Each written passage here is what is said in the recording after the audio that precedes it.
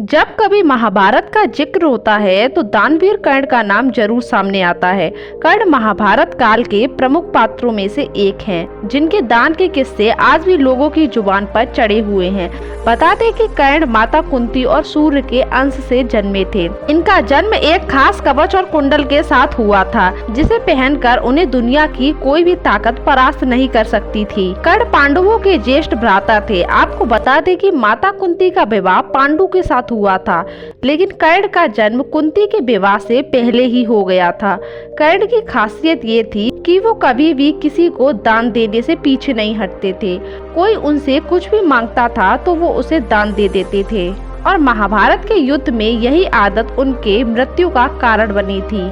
कर्ण के पास जो कवच और कुंडल था, उसके साथ दुनिया की कोई भी ताकत उन्हें हरा नहीं सकती थी, और महाभारत के युद्ध के दौरान ये बात पांडवों को नुकसान पहुंचा सकती थी। ऐसे में अर्जुन के पिता और देवराज इंद्र ने कर्ण से उनके कवच और कुंडल लेने की एक योजना बनाई थी। उनकी युक्ति थी कि जब कर्ण सूर्यदेव की पूजा कर रहे होंगे, तब वह बिच्छू का वेश धारण करके उनके पास कवच और कुंडल मांग लेंगे। सूर्यदेव इंद्र की इस योजना के बारे में कर्ण को सावधान भी करते हैं। इसके बावजूद कर्ण अपने वचनों से पीछे नहीं हटते हैं। बता दें, कर्ण की इस दान प्रियता से खुश होकर इंद्र ने उन्हें कुछ मांगने को कहा, लेकिन कर्ण ने यह कहकर मना कर दिया कि दान देने के बाद कुछ मांग लेना दान की गरिमा के विरुद्ध है। तब देवराज इंद्र कर्ण को अपना शक्तिशाली अस्त्र बारसी प्रदान करते हैं, जिसका प्रयोग वह केवल एक बार ही कर सकते थे।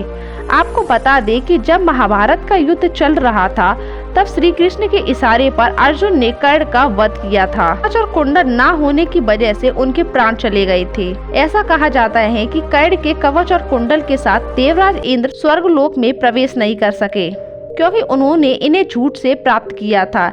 ऐसे में उन्होंने इसे समुद्र के किनारे पर किसी स्थान पर छिपा दिया। इसके बाद चंद्रदेव ने यह देख और वो कवच और कुंडल चुराकर भागने लगे।